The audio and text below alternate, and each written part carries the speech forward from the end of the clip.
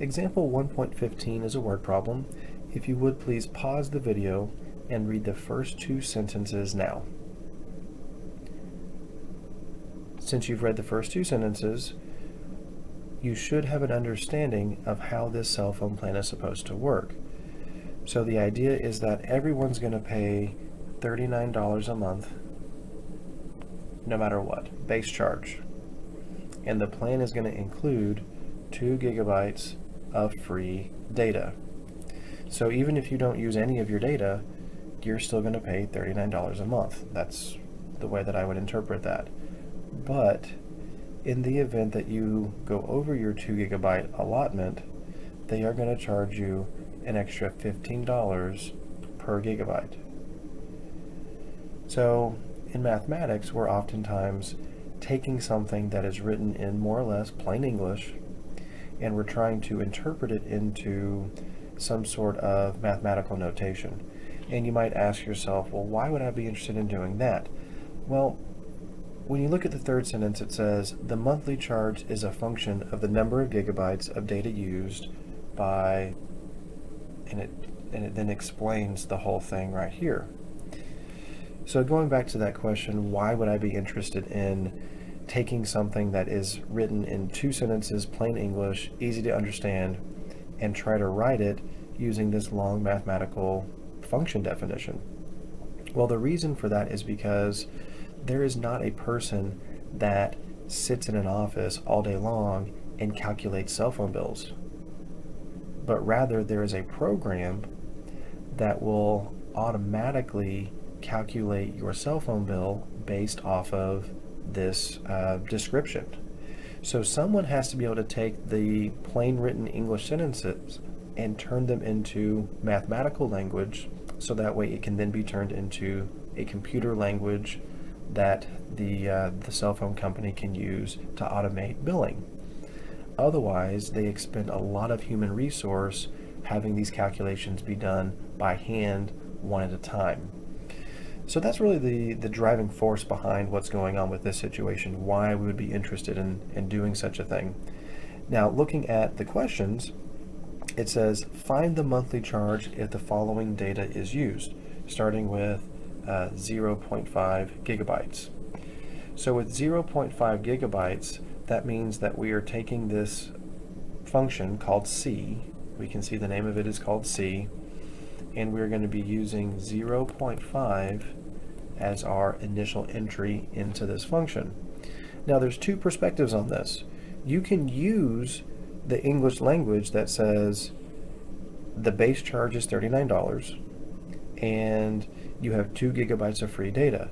Certainly 0.5 would be less than 2 gigabytes, which means I already know the answer. The answer should be $39 because I didn't go over my 2 gigabyte free allotment. When I look at my definition, which is given mathematically, and I want to look specifically at the equation portion of it, the equation is given as a piecewise equation. And this is not the first time that we've seen a piecewise equation. And when you're dealing with a piecewise equation, you are expected to only be in one piece at a time. So again, for example, on this one, we are using 0.5. And when I look at my 2 conditions over here, 0.5 fits within the condition of being greater than 0 but being less than 2, which translates into a $39 bill, which is exactly what we intuitively come up with whenever we look at the 2 English sentences. So regardless of which perspective you take, if you're looking at the piecewise equation or if you're looking at the sentences spelling it out, you should still get a result of $39. And the same thing would be true when you're looking at Part B. In Part B, we're looking at what's going to be the cost of the cell phone bill if 2 gigabytes is used. If 2 gigabytes is used, then I have used every bit of my free data allotment. So I should not incur any extra charges. My bill should be $39. When I look at my piecewise equation, I can see that the inequality right here has an equal to, which means if I am equal to 2 gigabytes, I am still only going to pay $39. So this automatically accounts for the possibility of using exactly 2 gigabytes. So this is a very well written function to model the situation. And for the last example, part C, it says 4 gigabytes. Now, certainly with 4 gigabytes, you're treading into the territory of going over your 2 gigabyte free data usage. So you can use the two sentences and you can figure out, okay, if I go over by 2 gigabytes, then I'm going to owe $30. And if I add that to my base charge, I would end up with $69. So you can go through that process, but the equation that's provided for here is going to be used anytime you have a value that is greater than 2, which we certainly have when we're talking about using an entry of 4. So using this formula should also help us to calculate the answer. 39 plus 15 times 4 minus 2.